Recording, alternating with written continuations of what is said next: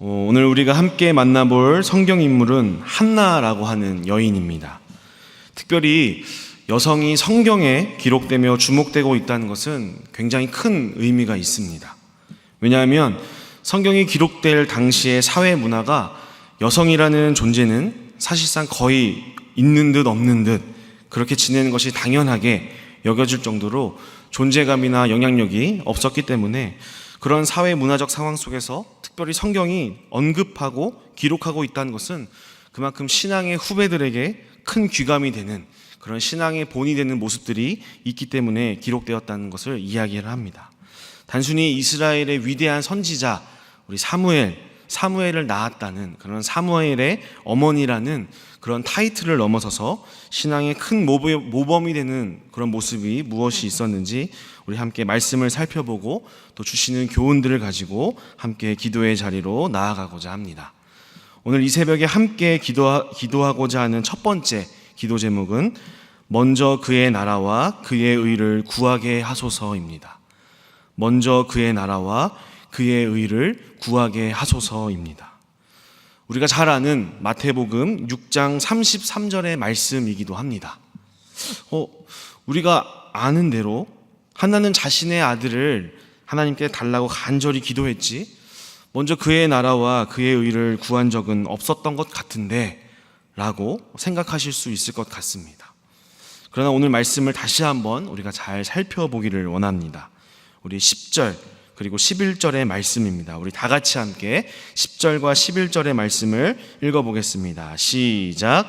한나가 마음이 괴로워서 여호와께 기도하고 통곡하며 서원하여 이르되 만군의 여호와여 만일 주의 여종의 고통을 돌보시고 나를 기억하사 주의 여종을 잊지 아니하시고 주의 여종에게 아들을 주시면 내가 그의 평생에 그를 여호와께 드리고 삭도를 그의 머리에 대지 아니하겠나이다. 아멘.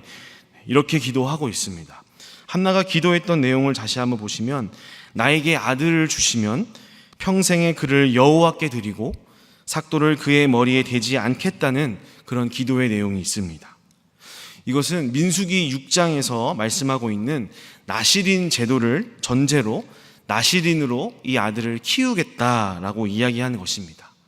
나실인 제도가 무엇인고 하면 하나님께서 이스라엘 백성들을 이집트에서 출애굽시킨 이후에 광야에서 이제 가나안 땅으로 들어가면서 가나안 땅에서 원래 자리 잡고 있었던 그 민족들이 가졌던 이방신들을 숭배하는 그런 세속적인 문화와 그런 세속적인 신앙으로부터 이스라엘 백성들을 지키고 신앙을 잘 전수하기 위해서 원래 제사장을 배출하는 레위 지파가 아닌 다른 지파 출신들을 성직자로 영입하는 그런 제도를 의미하고 있습니다. 그러니까 이스라엘의 그런 순수한 신앙들을 잘 유지하고 또 전승하기 위해서 레위 지파가 아닌 다른 지파 출신들도 성직자로서 제사장으로서 영입할 수 있도록 키우는 그런 제도를 이야기를 합니다. 그래서 나실인이 되기 위해서는 세 가지를 반드시 지켜야만 했습니다. 첫 번째로는 시체를 가까이 하지 말아야 했습니다. 이제 유대의 그 정결법, 구약의 정결법에 근거한 것으로 부정한 것으로 가장 대표되는 그 시체를 만지지 말아야 하는 가장 첫 번째 계명이 있었습니다. 이것은 늘 정결해야 하고 구별돼야 하는 것을 의미하는 것이었습니다. 그리고 두 번째로 지켜야 하는 것이 무엇이었냐면 머리를 자르지 않는 것이었습니다. 그리고 세 번째로는 포도주를 섭취하지 않는 것이었습니다. 포도주뿐만이 아니라 포도와 관련된 것들을 모두 먹지 않았습니다. 이 세 가지가 모두 의미하는 것은 무엇이냐면 세속적인 그 가나안 땅의 그 문화와 신앙으로부터 구별되겠다라는 것이었습니다. 그 당시에 가나안의 주류 문화는 전통적으로 농경 문화였기 때문에 대표적인 산물이 포도였습니다. 그리고 또 당시 가나안 사람들은 단발머리를 하고 있었다고 이야기를 하고 있습니다. 바로 머리에 삭도를 대지 않고 포도와 관련된 것을 섭취하지 않는다는 것은 당시의 가나안의 주류 문화로부터 구별되겠다는 것을 의미하고 있다는 것입니다. 당시의 가나안의 주류 문화가 어떠하였길래 그렇게 구별되려고 했을까요? 우리가 읽고 있는 이 사무엘상의 이전 시대가 바로 사사기의 시대입니다. 이제 사사기의 마지막 장, 마지막 절, 사사기 21장 25절을 보면 그 당시의 상황에 대해서 이렇게 이야기를 하면서 사사기가 마무리되고 있습니다. 제가 한번 읽어보겠습니다. 그때에 이스라엘에 왕이 없으므로 사람이 각기 자기의 소견에 옳은 대로 행하였더라 라고 말씀하고 있습니다. 다시 말하면 광야에서 이제 가나안 땅으로 들어오게 되었는데 이미 오랜 시간이 지나면서 순수했었던 여호와 하나님만을 믿고 따르는 그런 순수한 신앙이 점점 타락하기 시작하고 그 가나안 땅에 있었던 그 이방신을 숭배하고 자기 마음대로 살아갔던 그런 자기 소견에 옳은 대로 살아가는 그런 문화들이 이스라엘 백성들 가운데 만연해지기 시작했다는 것입니다. 다시 한번 말하면 바로 하나님께서 말씀하시는 정의와 공의, 그것들은 점점 사라져가고 있었고 자기 중심적으로 불의와 제약이 가득한 그런 세상이 되어가고 있었다라는 것이었습니다. 오늘 우리가 읽은 사무엘상 1장에서도 보면요, 얼마나 당시에 이 시대적 상황이 영적으로 얼마나 어두웠던 시대였는가를 우리가 또 살펴볼 수 있는 말씀이 있습니다. 우리 12절 말씀, 12절에서부터 14절까지의 말씀입니다. 우리 같이 함께 읽어보겠습니다. 시작. 그가 여호와 앞에 오래 기도하는 동안에 엘리가 그의 입을 주목한즉 한나가 속으로 말하매 입술만 움직이고 음성은 들리지 아니하므로 엘리는 그가 취한 줄로 생각한지라. 엘리가 그에게 이르되 내가 언제까지 취하여 있겠느냐, 포도주를 끊으라 하니. 이렇게 말씀하고 있습니다. 가장 영적으로 밝아야 될 제사장인 엘리가 기도하러 나온 한나를 보고, 그것도 고통 가운데 신음하며 아파하고 기도하고 있는 이 여인의 고통을 보지 못하고 하는 말이 술 좀 그만 마시라고 이야기하고 있다는 것입니다. 이미 제사장마저 영적으로 눈이 어두워질 정도로 이미 당대 이 사회가, 이 시대가 거룩함을 지켜서 하나님의 말씀을 따르고 추구하고자 하는 사람들이 사라지고 없어지고 있는 그런 현실이라는 것을 말씀하고 있습니다.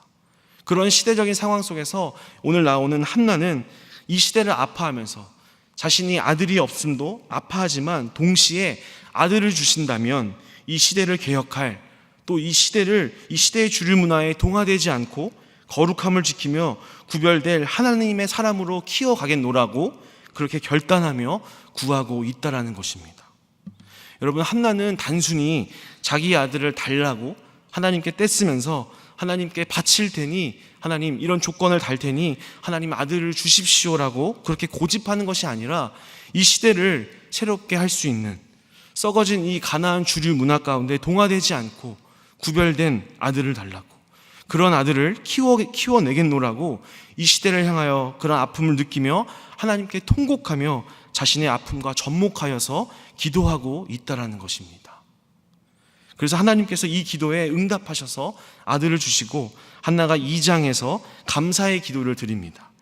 여기 보시면 단순히 나에게 아들 주심에 대해서 감사한 것이 아니라 이 시대의 불의함으로 억눌리고 억압받는 자들이 이제 하나님의 구원을 경험하게 될 것에 대해서 선포하고 감사하고 있는 것을 우리가 또 확인할 수가 있습니다. 여러분, 말씀을 우리 삶 가운데 적용해 볼 때에 우리의 기도와 얼마나 다른가 생각해 보게 됩니다. 우리의 기도는 얼마나 자기중심적인 기도인가 생각해 보게 됩니다. 우리의 자녀들을 위해서 기도하는 대부분의 기도 제목들이 무엇입니까? 좋은 대학, 좋은 직장, 돈을 많이 벌고 성공하는 것, 기왕이면 하나님도 잘 믿었으면 좋겠다라고 기도하는 것을 많이 보게 됩니다. 이 아이가 정말 어떤 일을 하든 어떤 곳에 있든지 정말 하나님의 뜻대로 살아가려고 노력하는 그런 삶을 살기를, 또 이 자녀들이 하나님의 나라가 세워져 가는데 앞장서며 살아갈 수 있는 자녀가 되기를 기도하는 그런 그리스도인 부모가 얼마나 될까 잘 모르겠습니다. 물론 우리의 개인적인 소소한 기도도 주님 앞에 드려야 하겠지만 기도의 우선순위의 문제를 우리가 다시 한번 점검해 볼 필요가 있다는 것입니다. 예수님께서 우리에게 어떻게 기도해야 될 것인가에 대해서 가르쳐 주셨습니다. 오늘 우리가 앞에서 주기도문으로 기도하였습니다. 하늘에 계신 우리 아버지, 아버지의 이름이 거룩히 여김을 받으시며 아버지의 나라가 오게 하시며 아버지의 뜻이 하늘에서와 같이 땅에서도 이루어지게 하소서. 이것을 먼저 우리로 하여금 기도하게 하십니다. 그리고 나서 그 이후에 우리에게 일용할 양식과 또 잘못한 사람을 용서하는 것, 또 죄악에 대한 것 등등등을 간구하게 합니다. 그리고 또 우리에게 기도의 모범으로 보여주신 것이 바로 겟세마네 기도일 것입니다. 내 뜻이 아닌 아버지의 뜻대로 되기를 원하나이다 라고 기도했었던 그 예수님의 기도를 기억합니다. 여러분, 그래서 정말 주님께서 가르쳐 주신 기도대로 제대로 기도하는 사람은요, 자기 중심적이 될 수가 없습니다. 하나님께서 가르쳐 주신 방법대로 우선순위대로 기도하는 사람은 욕심쟁이가 될 수가 없습니다. 내 뜻을 내려놓고 끊임없이 아버지의 뜻이 먼저 이루어지기를 기도하기 때문입니다. 다시 한번 오늘 주신 말씀을 기억하면서 이 시대의 아픔을 같이 아파하며 그의 나라와 의를 먼저 구하는 저와 여러분 되시기를 주님의 이름으로 축복합니다. 두 번째로 함께 기도할 제목은 하나님께 결단한 것을 지키게 하소서입니다. 하나님께 결단한 것을 지키게 하소서입니다. 이 한나의 간절한 기도에 하나님께서는 응답해 주십니다. 정말 간절히 이 시대를 새롭게 갱신하고 개혁할 인물로 키워내기 위해서 서원하여 하나님께 바치고 했던 아들 사무엘을 하나님께서 정말 응답하여 주셨습니다. 그리고 정말 한나는 때가 되었을 때 이 아이를 하나님의 전에 데려다가 바칩니다. 우리 말씀, 우리 26절과 28절을 우리 같이 함께 읽어보도록 하겠습니다. 26절에서부터 28절까지 말씀입니다. 시작. 한나가 이르되 내 주여 당신의 사심으로 맹세하나이다. 나는 여기서 내 주 당신 곁에 서서 여호와께 기도하던 여자라. 이 아이를 위하여 내가 기도하였더니 내가 구하여 기도한 바를 여호와께서 내게 허락하신지라. 그러므로 나도 그를 여호와께 드리되 그의 평생을 여호와께 드리나이다 하고 그가 거기서 여호와께 경배하니라. 아멘. 한나는 하나님께 결단하고 기도했던 것을 시간이 오래 지난 후에도 기억하고 그대로 행했다라는 것입니다. 그것도 24절을 보면 사무엘이 젖을 뗀 후에 데려갔다라고 기록하고 있고 아직 어렸다라고 기록을 하고 있습니다. 여러분, 참 이것이 쉬운 일이 아니었을 것입니다. 저에게도 이제 막 7개월 된 예쁜 딸 아이가 있습니다. 참 키우는 것이 쉽지 않고 때때로 참 어려운 점이 많지만 볼 때마다 참 사랑스럽고 또 너무나 힘들고 고될지라도 아빠를 보고 엄마를 보고 방긋 웃어주는 그 미소를 보면 그 힘들었던 것이 싹 사라질 만큼 너무나도 예쁘고 귀한 것을 느껴집니다. 그런데 오늘 말씀에서처럼 이런 아이를 젖된 후에 완전히 하나님께 바치며 물리적으로도 떨어져 지낸다는 것은 부모로서 굉장한 결단과 각오가 필요할 것이었습니다. 여러분, 한나도 마찬가지였을 것입니다. 비록 자신이 간구했죠. 이 시대의 죄악됨을 아파하며 구별된 아이로 키워 하나님의 사역자로 드리겠노라고 기도하였지만 정말 그 아이가 내게로 왔고 그 아이를 젖먹이며 키우느라 또 함께 다져지고 만들어진 인간적인 정이 왜 없었겠습니까? 그러나 한나는 하나님께 결단하며 기도했던 바를 기억하였습니다. 그리고 시간이 흘러서도 그 마음이 흐트러지지 않았고 인간적인 정보다 하나님 앞에 기도했던 결단을 굽히지 않고 실천해 나갔던 것을 오늘 본문이 이야기합니다. 그러하였기 때문에 영적으로 어두웠던 이 시대를 개혁하고 또 하나님의 뜻을 바르게 선포할 위대한 선지자 사무엘이 나타날 수가 있었습니다. 다시 한번 말씀을 적용해 볼 때에 우리도 참 하나님 앞에서 자신 있게 결단해 놓고는 시간이 지나서 또 우리의 상황이 나아져서 뒤돌아서 잊어버리고 나 몰라라 하는 것이 없는지 우리가 다시 한번 살펴볼 필요가 있습니다. 여러분, 하나님께서는 우리의 모든 입술에서 나오는 기도 또 마음 가운데 하나님 앞에 드렸던 모든 기도를 기억하시는 분이십니다. 우리는 잊을지 모르지만 하나님께서는 반드시 기억하시는 분이십니다.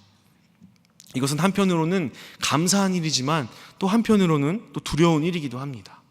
이것이 감사한 이유는 우리가 하나님 앞에 기도했던 것, 그것이 하나님이 혹시 내 기도를 잊진 않으셨을까? 우리는 그것에 대해서 염려할 필요가 없다는 것이죠. 그렇기 때문에 감사할 일입니다. 하지만 또 한편으로 우리가 두려운 이유는 우리가 하나님 앞에 기도하였고 우리가 하나님 앞에서 결단하였고 다짐하였습니다. 하나님 마찬가지로 그것 또한 잊지 않으신다는 사실입니다. 그렇기 때문에 우리는 그것을 또 두려워할 필요가 있습니다. 혹시 하나님 앞에서 결단하였는데, 말씀을 듣고 주님 앞에 이렇게 살기로 다짐하였는데 아직 미뤄두고 계신 것이 있지는 않으십니까? 그렇다면 하나님께서 그것을 기다리고 계실 것입니다. 그 결단을 기억하고 우리가 행동을 시작하는 순간 하나님의 큰 은혜가 임하게 될 줄을 믿습니다.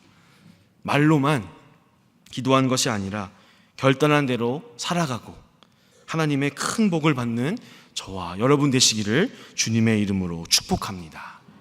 우리 이 시간 오늘 말씀에서 나누었던 우리 두 가지 기도 제목을 가지고 함께 기도하겠습니다. 우리 첫 번째로 먼저 그의 나라와 그의 의를 구하게 하소서. 또 두 번째로 하나님께 결단한 것을 지키게 하소서. 우리 이 두 가지 제목으로 이 시간 간절한 마음으로 다 같이 기도하시도록 하겠습니다.